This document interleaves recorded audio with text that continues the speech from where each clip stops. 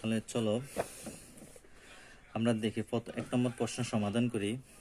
আমি সময় সংকুলতার কারণে আমি আগে আগে করে ফেলছি বোঝানোর স্বার্থে। দেখো, সময়, তারপরে রোগ ছড়ানো ব্যক্তির সংখ্যা, তারপরে নতুন আক্রান্ত, মোট আক্রান্ত। তাহলে প্রথম দিন রোগ ছড়াইছে কতজন ব্যক্তির মধ্যে? একজন প্রথম দিনে। আর নতুন আক্রান্ত হবে কতজন? 3 জন। কারণ বলছে যে একজন ব্যক্তি 3 জনকে আক্রান্ত করে। তাহলে 1 দিয়ে আমরা 3 গুণ দিলে 3 একে 3। এবার দেখো, এটা হচ্ছে আমার নতুন আক্রান্ত, এই 3 হচ্ছে আমার নতুন আক্রান্ত, আর পুরাতন আক্রান্ত হচ্ছে আমার কতজন? 1 জন। তাহলে 3 জন আর 1 জন যোগ করলে কত হবে? 4 জন। আর 4কে আমরা যদি সূচকে প্রকাশ করি, যে 4-এর মাথায় দেখো, 4-এর মাথায় 1, এই 1 হচ্ছে দিন, 1 হচ্ছে কি? দিন। তার মানে একদিনে আমার 4 জন আক্রান্ত করছে। এবার আসো দ্বিতীয় দিনে, তাহলে প্রথম দিন যা আক্রান্ত ছিল, দ্বিতীয় দিন আমার এটা পুরাতন হয়ে গেছে না? তাহলে পুরাতন হচ্ছে 7 জন। আবার এই 7 জন আবার নতুন করে 3 জনকে প্রতি একজন 3 জন করে কি করবে? আক্রান্ত করবে। তাহলে 3 × 4 কত? 12 জন। তাহলে আমার নতুন আক্রান্ত হয়েছে এখন 12 জন, পুরাতন ছিল 4 জন। তাহলে মোট আক্রান্ত হয়েছে কত? 16। তাহলে আমি 4 এর স্কোয়ার করলে 4 স্কোয়ার, এই স্কোয়ার মানে দ্বিতীয় দিন, 2 মানে দ্বিতীয় দিন। তাহলে দ্বিতীয় দিন আমরা 4 স্কোয়ার দিয়ে প্রকাশ করলাম, তার মানে 4 স্কোয়ার সমান সমান 16 দিন। তারপর তৃতীয় দিন দেখো, পুরাতন আক্রান্ত এখন হয়েছে কতজন? 16 জন। এই 16 জন আবার প্রতি একজন মানুষ আবার 3 জনকে আক্রান্ত করবে, তার মানে 3 16 কত? 48 জন। তাহলে 48 জন হচ্ছে আমার নতুন আক্রান্ত রোগীর সংখ্যা, আর পুরাতন হচ্ছে আমার 16 জন। তাহলে 16 আর 48 যোগ করলে হবে কতজন? 64 জন। আর 64টা যদি আমরা গণ করি 4 কিউব, এই কিউব মানে 3 মানে তৃতীয় দিন। কত দিন? তৃতীয় দিন। এবার আসো চতুর্থ দিন। তাহলে তৃতীয় দিন যে রোগীর সংখ্যা ছিল 64 জন, এটা চতুর্থ দিনে এসে পুরাতন হয়ে যাবে। তো এবার দেখো, পুরাতন 64 জন, আবার নতুন করে এই 64 জন আবার কি করবে? প্রতি একজন মানুষ 3 জন করে কি করবে? আক্রান্ত করবে। তার মানে 64-রে 3 দিয়ে গুণ করলে কত হবে? 192 জন। তার মানে 192 জন নতুন আক্রান্ত, আর পুরাতন আক্রান্ত 64 জন। তাহলে যোগ করলে হবে কত? 256। দেখো, 4-এর উপর যদি 4 দাও, মানে 4 লেখো, তার মানে 256, তার মানে চতুর্থ দিন। 4 মানে চতুর্থ দিন, তার মানে চতুর্থ দিনে আমার আক্রান্ত সংখ্যা হচ্ছে 256 দিন। আচ্ছা, আমরা আর করব না। এভাবে যদি আমরা 30তম দিনে যাই, এভাবে যদি আমরা কি 30তম দিনে যাই, 30তম দিনে গেলে আমরা কি পাবো? 4 4 এই যে 30 হচ্ছে আমার দিন। এই যে এখানে পাওয়ারটা যে 4 দিছি, 3 দিছি স্কোয়ার, তার মানে এই 1 2 3 4 এগুলো হচ্ছে দিন। তার মানে 4 এর উপর আমি 30 দিন দিয়ে দিলাম। তাহলে 4 এর উপর 30 দিন দিলে দেখো কত আসে, দেখো তো, খেয়াল করো। 4 এর উপর যদি আমি 30 দিই, 4 30, দেখো সংখ্যাটা অনেক বড় আসতেছে না?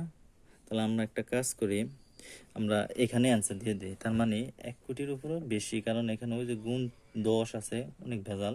তার মানে এখানে একটা অ্যান্সার হয় 4 30 দিন সমান সমান জন, এতজন। তার মানে এখানে একটা অ্যান্সার। এবার আসো, এটা হচ্ছে প্রথম অ্যান্সারটা। দ্বিতীয় অ্যান্সারটা হচ্ছে কি, যে কত দিনে 1 কোটি মানুষ আক্রান্ত হবে? কত দিনে আমার কি হবে? কত দিনে আমার 1 কোটি মানুষ আক্রান্ত হবে? তাহলে এখানে দিনের হিসাব চাইছে। তাহলে ধরি এনতম দিন, এনতম দিনে আক্রান্ত সংখ্যা হবে 4 দেখছো নি? 4 n মানে কততম দিনে, এটা আমরা জানি না, n দিয়ে আমরা দিনের হিসাব প্রকাশ করতেছি। তার মানে কততম দিনে আমার 1 কোটি মানুষ হবে, তার মানে আমি nতম দিয়ে প্রকাশ করলাম। ঠিক আছে? আচ্ছা, এবার আসো, আমরা যদি লিখি যে nতম দিনে 1 কোটি মানুষ, 1 কোটি মানুষ আক্রান্ত হবে। হ্যাঁ, এর কিন্তু একটা মান বের হবে। ঠিক আছে? এবার আসো, তাহলে আমরা এভাবে লিখতে পারি, সুতরাং 4 বেজ পাওয়ার n সমান সমান 1 কোটি। 1 লেখা 7টা শূন্য, 3 4 5 6 7, 7টা শূন্য। তাহলে এটা সূচক সমীকরণে প্রকাশ করা হয়েছে না? এবার আমরা সূচক থেকে কিসে নিব? লগারিদমে। কিসে নিব?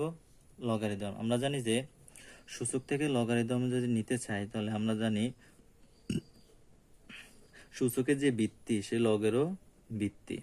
এবার দেখো এই ডান পাশে যে সংখ্যাটা আছে সেটা কি যাবে? লগের আর্গুমেন্টে চলে যাবে, আর পাওয়ার যেটা আছে সেটা কি ডান সাইডে চলে যাবে। ঠিক আছে, তাহলে আমি 1 কোটিকে আর্গুমেন্টে লিখলাম 5 6 7 সমান সমান n। ঠিক আছে, বুঝছো কিনা বলো? আমি আবার বলি 4 টু দ্য পাওয়ার n সমান সমান 1 কোটি। এটা হচ্ছে সূচক সমীকরণ, আর n হচ্ছে আমার দিন। এই nটাকে দিনে প্রকাশ করতে হবে আমার। ঠিক আছে, তাহলে এই যেহেতু আমার দিনে প্রকাশ করতে হবে তার মানে পাওয়ার n আছে, তাহলে এটা পাওয়ারটা যখন আমরা পাওয়ারের মানটা বের করবো তার মানে অবশ্যই আমাকে লগ আনতে হবে।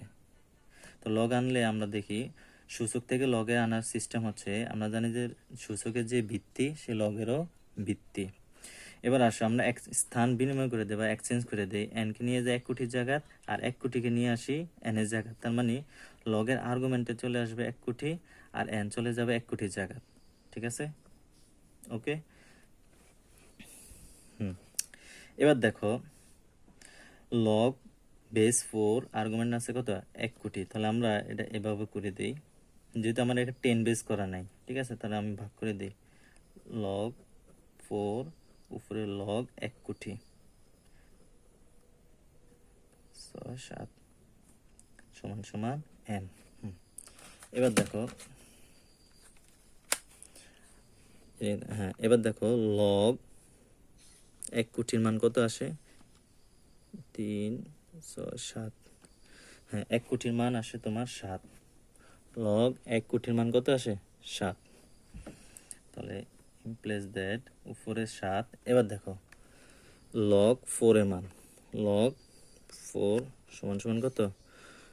দেখো 0.6020599 তাহলে আমরা এই মানটাই লিখি 0.6020599 সমান সমান n। এবার দেখো আমরা বলছিলাম যে হরটাকে ভাগ দিতে, লবটাকে ভাগ দিতে হবে কি? লবটাকে ভাগ দেব নিচের সংখ্যা দিয়ে, তার মানে উপরের সংখ্যাকে ভাগ দেব নিচের সংখ্যা দিয়ে। ক্যালকুলেটর আগে উপরের সংখ্যাটা উঠাও, 7 ভাগ 0.6020599 সমান সমান কত আসছে দেখো তো? সমান সমান আসছে দেখো 11.6267। 11.62। এটা সমান সমান হবে না, এটা প্রায় চিহ্ন হবে, সমান সমান n। তার মানে 12তম দিনে